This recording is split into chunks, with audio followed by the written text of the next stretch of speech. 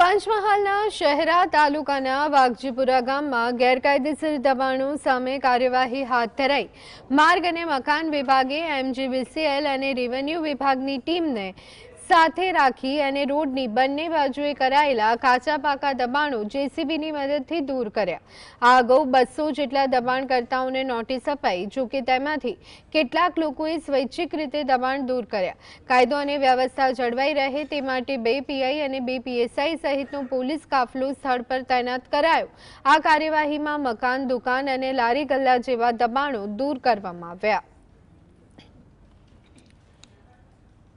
અંદાજિત 200 જેટલા દબાણકર્તાઓને નોટિસ આપવામાં આવી હતી માર્ગ અને મકાન વિભાગ તરફથી। જે 3 નોટિસ પૂરી થતાં 27 તારીખના રોજ આજ વહેલી સવારથી પોલીસ વિભાગ, RNB, MGVCL અને રેવન્યુ વિભાગના અધિકારીઓ સાથે સંકલનમાં રહી અને દબાણો દૂર કરવામાં આવ્યા છે।